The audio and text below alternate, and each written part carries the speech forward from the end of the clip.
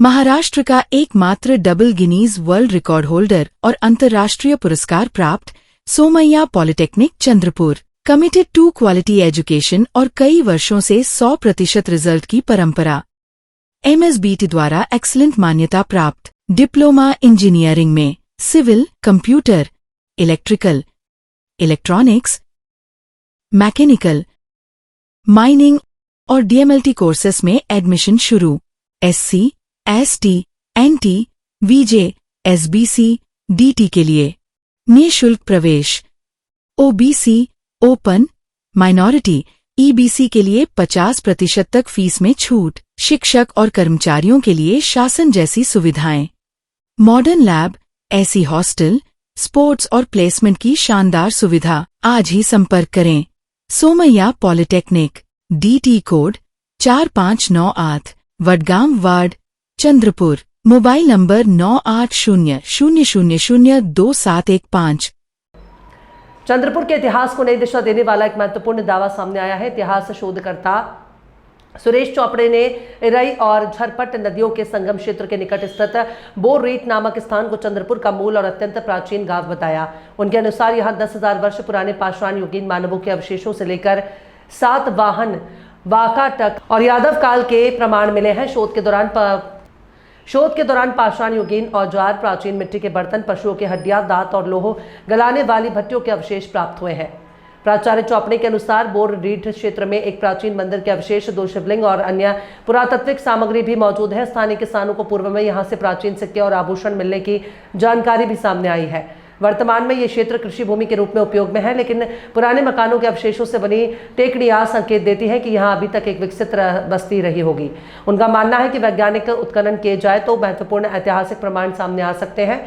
शोध में यह भी दावा किया गया कि चंद्रपुर क्षेत्र में मानव बसाहट और इतिहास गौड़ राजाओं के काल से कहीं अधिक पुराना है। इरई और झरपट नदियों के किनारे पाषाण युग से मानव निवास के प्रमाण मिले हैं, जबकि बाद के काल में यहाँ आदिवासी और हिंदू बस्तियां विकसित हुई। प्राचार्य चोपड़े का कहना है कि बोररीट चंद्रपुर के आसपास का सबसे प्राचीन ज्ञात गांव हो सकता है और यही वर्तमान चंद्रपुर शहर की मूल बसाहट रही होगी। हालांकि इन दावों की पुष्टि के लिए विस्तृत पुरातात्विक सर्वेक्षण और आधिकारिक उत्खनन आवश्यक माना जा रहा है। चंद्रपूरच्या पठाणपुरा गेट किंवा बिंबा गेटच्या अगदी जवळ म्हणजे 1 किलोमीटर फक्त आणि नदीच्या फक्त 500 ते 1000 मीटर दूर असं हे बोर नावाचं रीठ आहे। हे इथे मी एकदा आल्यानंतर मला असं आढळलं की या ठिकाणी पाषाणयुगीन अवजारं सापडली आहेत। पाषाणयुगीन अवजारं सापडणे आणि एकाच ठिकाणी शिवलिंग असणे, मटके असणे किंवा इतर काही ज्या बाबी इथं आढळतात त्या बाबी पाहिल्या तर जवळजवळ 5000 वर्षापर्यंत पाषाणयुगातील लोक इथं राहत होते। त्यानंतर ते एक माणसं म्हणून ते इथे बहुधा राहायला लागले असेल, त्यांनी मातीची घरं बांधलेली असेल आणि तो काळ सातवाहन काळ जवळजवळ आपल्याला इथं आढळते। कारण इथे आढळलेले जे मणी आहेत, इथे आढळलेले जे मटके आहेत आणि इथे काही अवजारं आढळली, विशेषतः ती अवजारं सातवाहनकालीन आढळतं। पण सातवाहनकालीन काळानंतर पण या ठिकाणी वाकाटकाच्या काळापर्यंत इथे गाव चांगलं हे मोठं झालेलं आहे। त्याहीपेक्षा यादव काळामध्ये हे गाव पुन्हा मोठं झालं, कारण इथे सापडलेल्या ज्या मूर्त्या आहेत, विशेषतः शिवलिंग इथे जे आढळतं ते अजूनही खाली पडलेलं आहे आणि त्याचं काही बांधकाम झालेलं नाही आहे। अशा अनेक वस्तू इथे आतमध्ये अजूनही दडलेल्या आहेत, 10 फूट आतमध्ये दडलेल्या आहेत। त्या जेव्हा निघेल तेव्हा खरं मोठं वास्तव्य आपल्याला या चंद्रपूर जे गाव आहे त्या गावाचं प्राचीन स्थळ काय होतं ते आपल्याला निश्चितच इथे कळेल।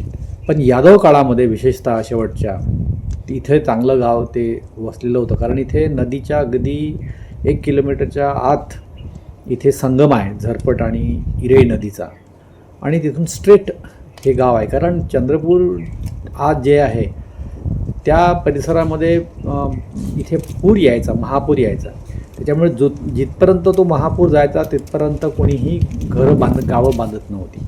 पण ही अगदी महापुराच्या बाजूला इथं लोकांनी घरं बांधले, का इथं कधीही वर्धा नदीचं जे पाणी आहे, बॅकवॉटर ज्याला म्हणतो, ते कधी इथपर्यंत येत नव्हतं, अगदी जवळ यायचं 100 मीटरपर्यंत। आणि म्हणून हे गाव एक चंद्रपूरचं गाव, जुनं गाव, प्राचीन गाव म्हणून निश्चित याला म्हणता येईल. नंतर गोंड राजाचा काळ आला 10व्या ते 12व्या शतकापर्यंत. कदाचित गोंड राजाच्या काळातले जी लोकं होती कदाचित ती इथं राहत असावी आधी, आणि मग ते इथे शिरपूर आहे, वणी तालुका आहे, चंद्रपूर आहे, या परिसरामध्ये ती आली आणि मग बल्लारशाला पण आली आणि त्यानंतर कुठे हे चंद्रपूर शहर पुढे वसलं.